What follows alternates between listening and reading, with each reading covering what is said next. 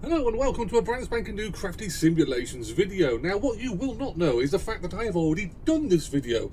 I flew the aircraft from one airfield to another airport, and I landed and I went into the editing software and I realised I've been calling the aircraft the wrong name. I've been calling this thing the Bonanza, and it's not a Bonanza, it's a Beach Baron. Joys, here we go, take two. This is the black square Baron, I've got to say that right. And I'm going to be taking on a flight from RAF Waddington here in Lincolnshire up to Humberside Airport. What could possibly go wrong?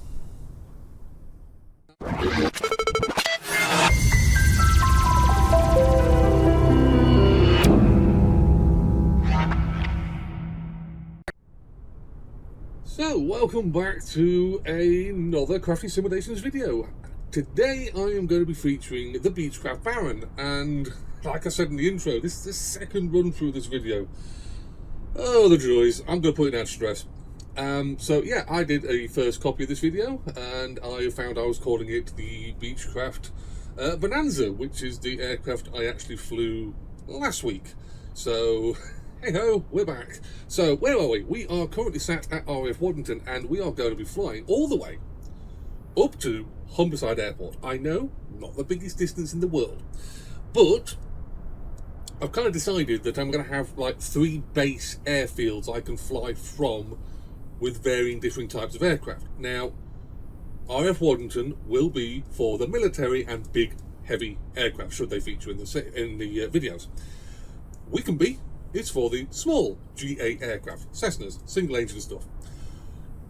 Humberside Airport is going to be my home for my slightly bigger general aviation aircraft. So things like this Beechcraft Baron, I will be flying to there and then basing it and other aircraft out of Humberside. It kind of makes sense for me. It is a regional airport. It would be an airfield where aircraft like this would fly from. And obviously Wickenby is kind of restricted in what aircraft can get off there. I don't know whether a Baron could actually take off from Wickenby. It's a very, very short runway and a very, very narrow runway, whereas Humberside has a bit more longer runway and therefore more abilities to take aircraft such as this. So anyway, before I prattle on too much, let's go inside and get things started. So, welcome to, let's get that back on again. Welcome to the cockpit of the Beechcraft Baron. Now this is a black square aircraft. This is an overhaul package. So this is an overhaul for the standard Baron that we have in the flight simulator. So it's, yeah, I mean, I come from the era of FSX and FS 2004, and their standard aircraft were, they were all right. They had their moments. But they didn't have much functionality. Skip on to 2020 and 2024 as simulators, and the standard aircraft are light years ahead of what they were in previous sims. But still, they are just standard aircraft. So they don't have a lot of functionality. They don't have a lot of options. In walk Black Square, and they released overhaul packages for various aircraft and bringing the standards up to full, what I would say, full payware quality aircraft with a lot of depth in the systems. So we're dealing now with a full twin-engined aircraft which has a lot of options, a lot of things that can go wrong. Deep joy. In fact, I don't need the aircraft to go wrong. I can do that all on my own. But I'm here, I'm back, and we are going to go for a little flight over to like I say, Humberside. Now, I am to cut this down. I don't really have too much time to do this video, if I'm perfectly honest, so I am going to cut this down a little bit. I am going to start the aircraft up and get down to the runway off camera. It's not something I want to do on a normal video, and I won't do it too many times, but it cuts down on certain things. So I will say as well, I am going to release a couple of a few more videos based around the Baron, going into the depth of the systems and what they do and all the buttons and the cockpit layout and all the systems, the dials and all the rest of it. So we're not going to talk too much about that at the moment, but I will do that in a future video. I was always going to do that in a future video, so that's nothing to do with the little calamity that I've had so far today. So anyway, I will skip to the point where I'm sat on the end of the runway, and we'll do our pre-takeoff routine check And yeah, briefing, that's the word I'm looking for, briefing. We'll do a pre-takeoff briefing. See you in a few seconds. So, welcome back to the video. We are currently sat on the taxiway just waiting to join runway 20 here at RF Waddington. Settings are in, flight plan is set. We've got a direct routing from Waddington here to Humberside. We have got the autopilot set for a 4,000 feet cruise, and we got, I do believe, a 700? Yes, 700 foot rate of increase of altitude when we get going. It will be a left-hand departure out of runway 20 here. If we have any engine issues, and it's a distinct possibility we will have engine issues, this is an aircraft that does that, but if we do have any engine issues, we do have fields. Well, we have a long enough runway here to get back on the ground. We'll be rotating around 85, 86 knots indicated, and we should leave us about half a runway left once we get going. If we do have any engine issues, we've got plenty of runway to get back down. If we are past about 100 knots indicated and we are over 3/4 of the runway, we will look to clear any of the hedges or bushes and put ourselves in the field, unfortunately on the other side of the runway. This is an aircraft that is extremely realistic, and it's a distinct possibility that it will throw a wobbly. So flaps are down and confirmed into approach, landing lights are on, taxi lights coming off, strobe lights are on. We are squawking 7,000, we are general aviation VFR rules, and we have our route set up for direct routing. We will be cruising at 4,000 feet, like I say, left-hand departure out of RAF Waddington. So that all being said, doors are latched and shut, belts and straps are on, nobody else is in the aircraft, and let's go.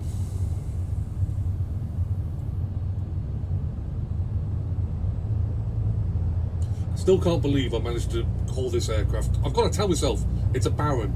Baron. Not a Bonanza.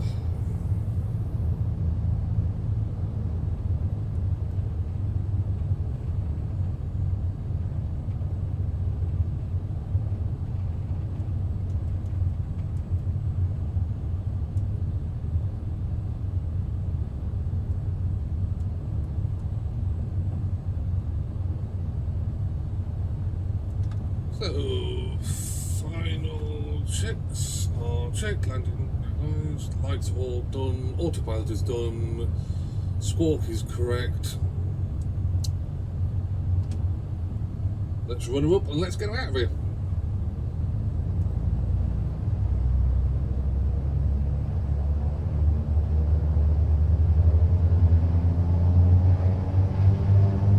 Airspeed is live.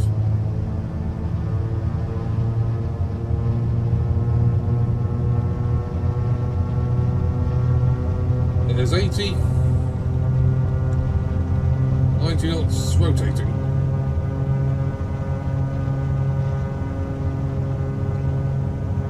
Tap the brakes, gear coming up.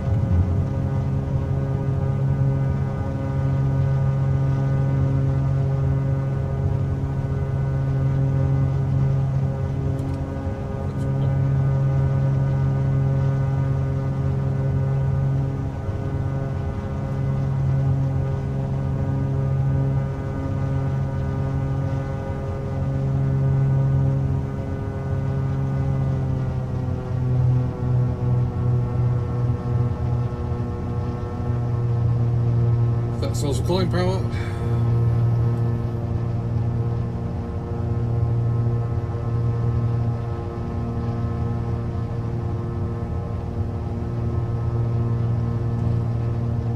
Starts our left hand turn.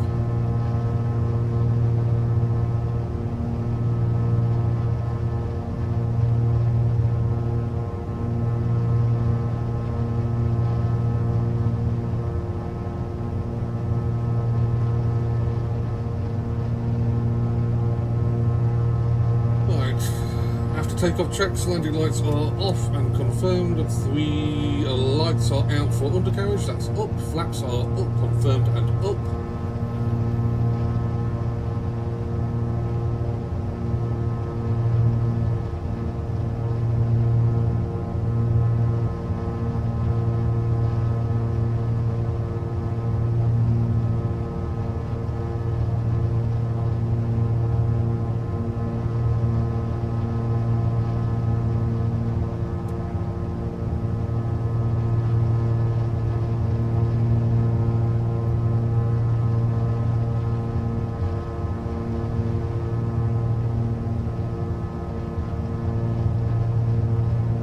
autopilot's coming on. Currently set on heading mode, and we are up at 700 foot rate of increase of altitude. 1,400 for 4,000.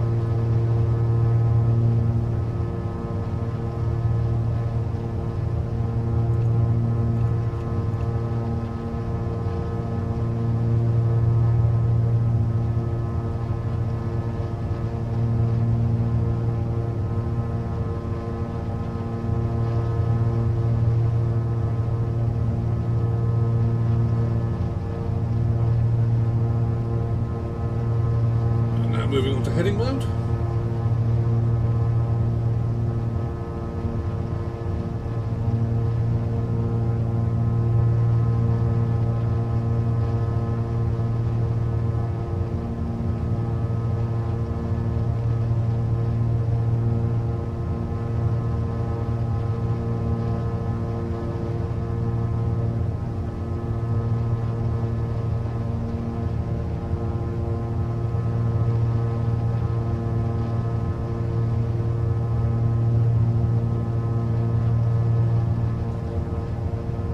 So, now the aircraft is pleasantly climbing. I think I've done this flight already once. Yeah, joys of old age, I guess. So, this aircraft, the Baron, it is a very detailed, from Black Square, it is now a very detailed, very effective aircraft. Lots of details in the avionics, lots of details in the controls, lots of options. It brings a aircraft that was just a standard aircraft, and a very good standard aircraft, but it now brings it to the nth level, the nth degree. This is a fantastic payware option. And I am going to create more content around this aircraft. I am going to be, like I say, basing this aircraft out of Humberside, and we will be doing more content on it. 1,000 foot to climb.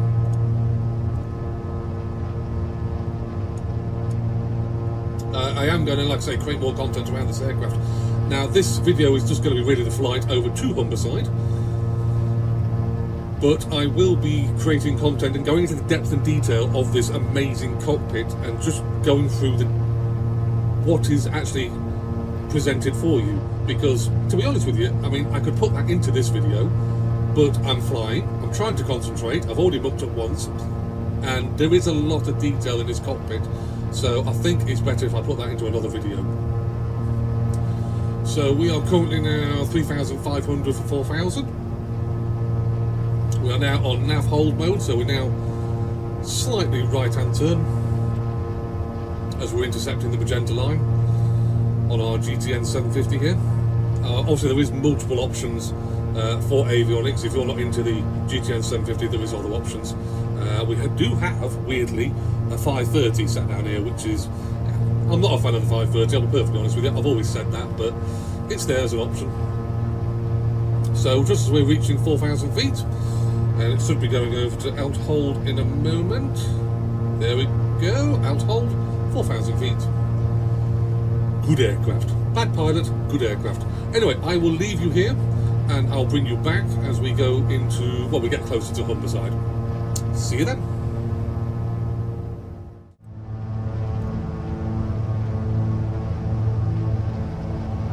So, welcome back to the flight. We are currently 8.7 miles from Humberside, so we will now start our descent. So, altitude, we're going to bring that down to about 2,000. VS.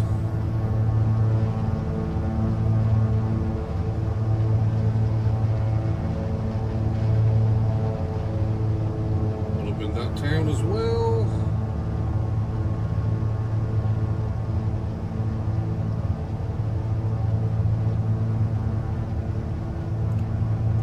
So what we're looking for now is, pull this out, you can see these are the black and white lines, dotted lines, these are runway headings. So I need to be basically heading off this way towards the Humber to swing round onto the correct one, the correct runway. So we're going to go to heading hold. Are we centralised? We are now. Switch over to heading mode. And we'll swing ourselves over. And we'll start our descent. They're still holding an autopilot setting. Keeping an eye on our GTN 750 here, so I want to run parallel really to the runway heading.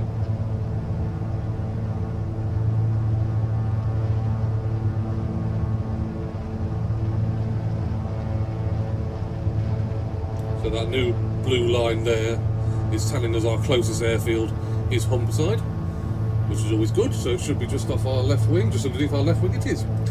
So, I will say now, there is two modes to autopilot. I've heard people talk about this before and get a little bit confused between heading hold and nav hold. That beat telling us of 1,000 feet to our desired altitude. Right, so heading mode is what I'd call the dumb level of autopilot. Basically what happens is we are chasing this little bug here, this orange bug. Now I can move that by dialing in the heading. So if I get to the right button here, which I'm on the right one myself. As I move the heading bug, the aircraft starts to chase it. So that is me telling manually the autopilot to go follow that bug. It's completely and utterly doing it by itself, just sniffing out that bug and following it. And the aircraft will basically level out now and basically just follow that bug to its heart's content. Now the other mode, nav mode, which is what we was on to get here, that's a little bit smarter. Nav mode basically sniffs out the magenta line that we set up. Now we set up a direct routing from our departure to our arrival airfield.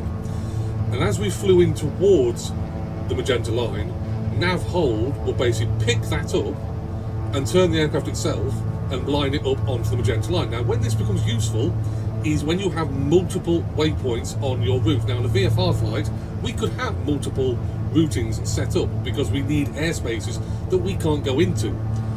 I know this is obviously in the simulator we can do whatever we want, but in real aviation a VFR aircraft cannot obviously go through the clouds if they're thick clouds. At the moment we have lots of blue sky, we could gain up quite a bit of altitude.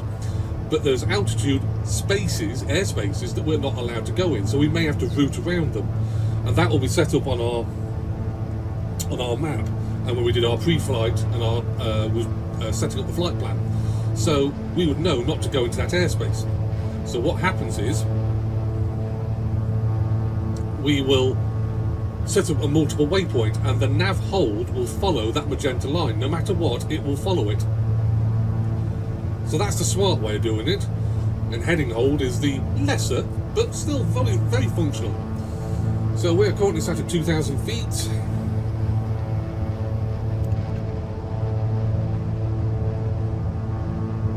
We're going to swing out and probably intersect the runway heading out towards the Humber here. So we shall have our landing lights are coming on, strobe lights are on, autopilot is still set at 2,000 feet.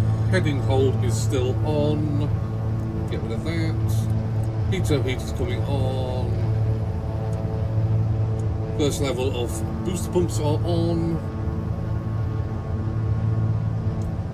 And I think we're good. So we are now going to swing ourselves over to head towards where we want to be. Now we want to be joining the approach and circuit traffic at about 2,000 feet. For Humberside.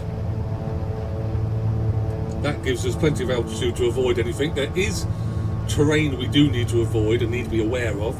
Obviously the lower we go, the closer we get to the terrain, the more we need to be aware of it. So for instance, if we do a missed approach, we have those turbines sat down there, the wind turbines, and they will be quite high. So we do need to be fully aware of them.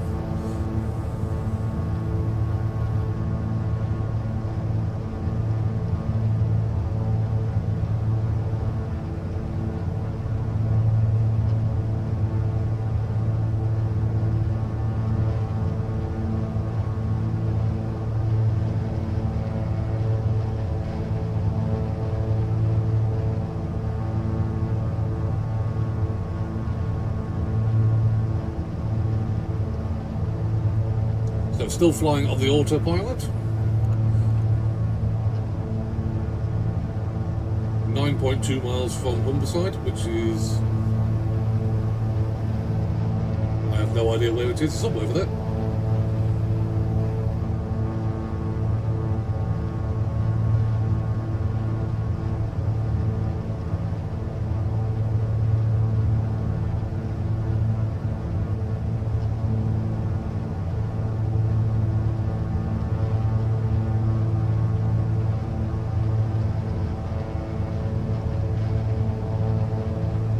Really get ready to take over on the autopilot, get my feet back on the rudder pedals. Right, so we'll have options. Autopilot is off.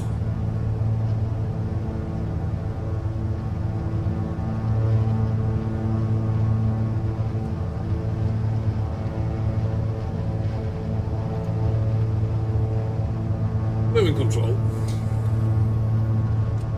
Flaps going down one stage. Retrim.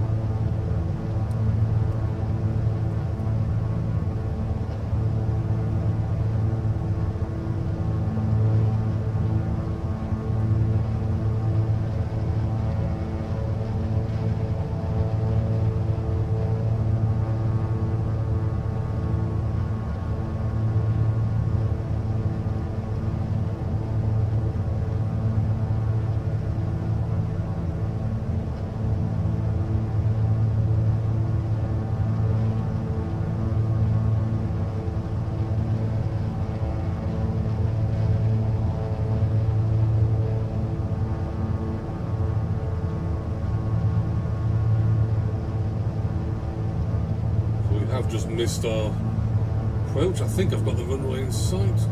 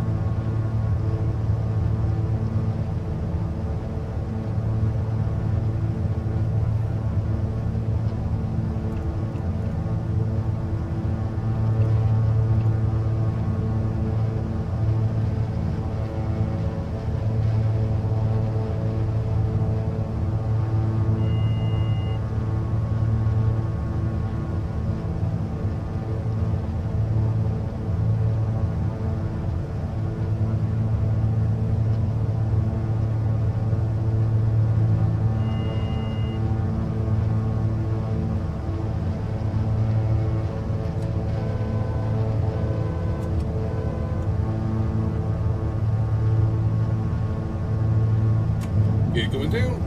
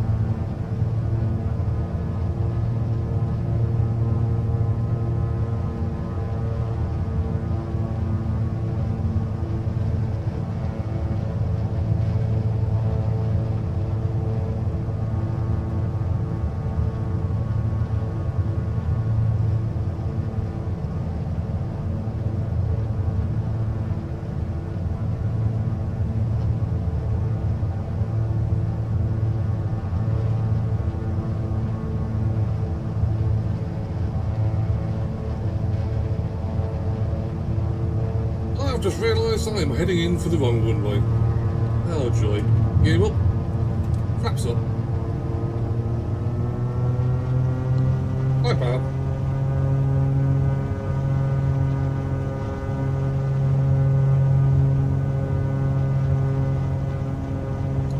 Lined up on the wrong runway. There's a joy.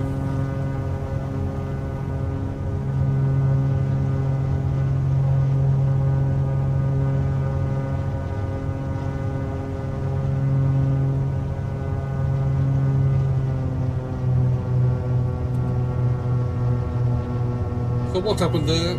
Always learn from your mistakes. Looking at the terrain and thinking, nah, that don't add up.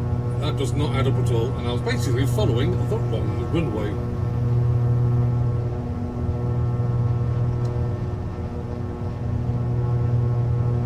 So flaps are up. We'll make a steady left-hand turn. Basically, I've headed down the wrong black and white line. ATC would love me for that one.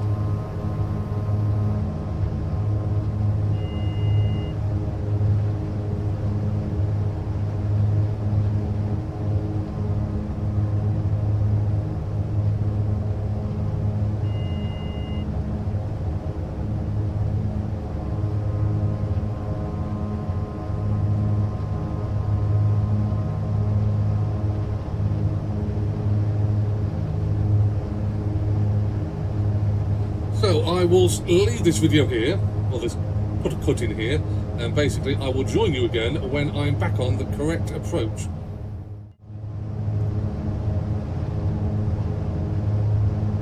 So welcome back for another approach.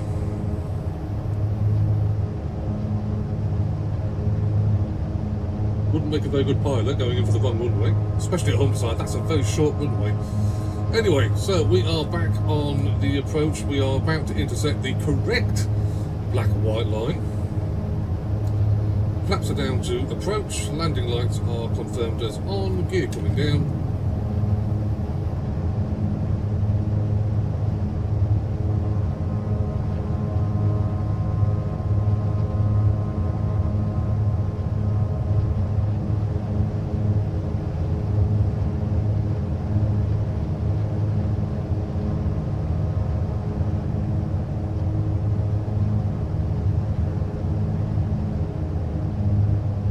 Runways inside, the correct one.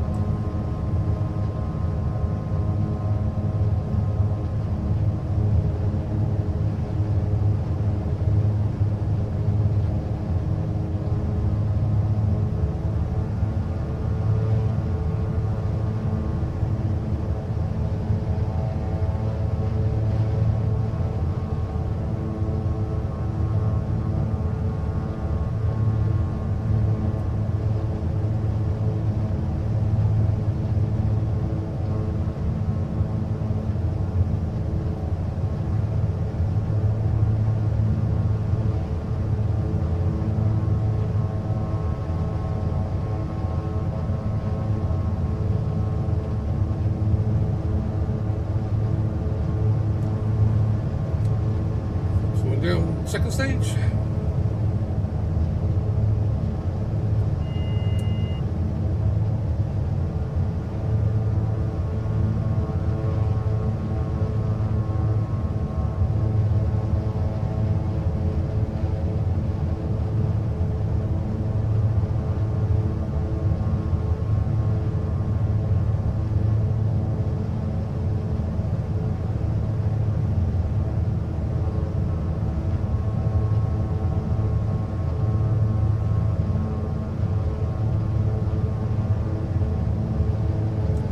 Landing checks, gear down, flaps 2-stage, landing lights are on. Correct runway this time. 500. That's a 500 foot warning.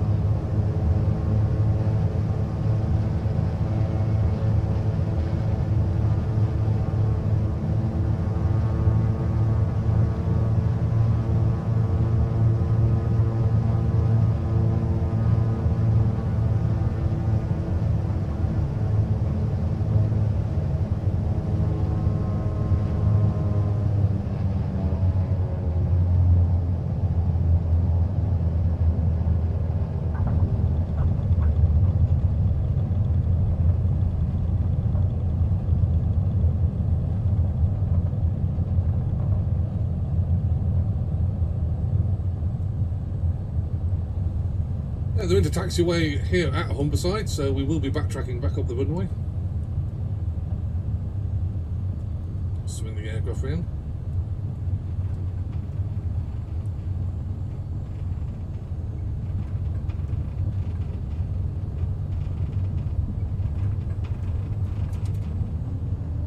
That's coming up. So, what went wrong there? Because we was heading in towards the wrong runway. So basically here at Humberside there is a second runway. It's a shorter runway. We are, I think, going to cross it just here. It is a cross runway, and basically we was heading in from that approach. Now what I could have done was, when I was setting up the flight routing, I could have set up a approach to get me into the right position, and would have been able to realise then that I would have been on the right runway because I've been following the autopilot. But doing a direct routing, I didn't do that. So it's lessons to be learned.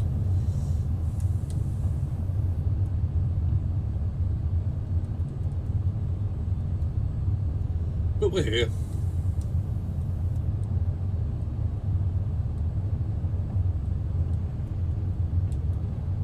In fact, this whole video has been a bit of a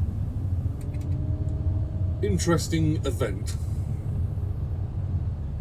It just shows how realistic Flight Simulator has got when you can make mistakes like that. I'm not blaming Flight Sim.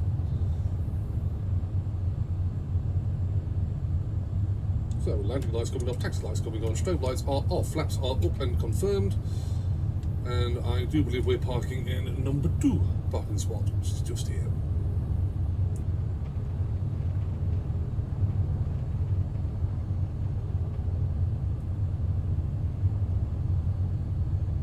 So I hope you've enjoyed this little video. Never said I was a perfect pilot, not even close. Even I make mistakes. So, just park ourselves up. Brakes on, parking brakes set. So we will shut this aircraft down semi-properly. So pitot heat is now coming off, don't need that anymore. Boost pumps are off, don't need them anymore. Right engine, confirm shutdown, left engine, confirm shutdown, mixtures pull back.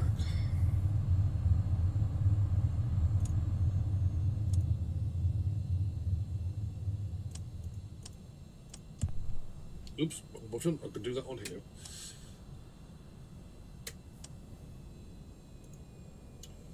So, all of the controls are off.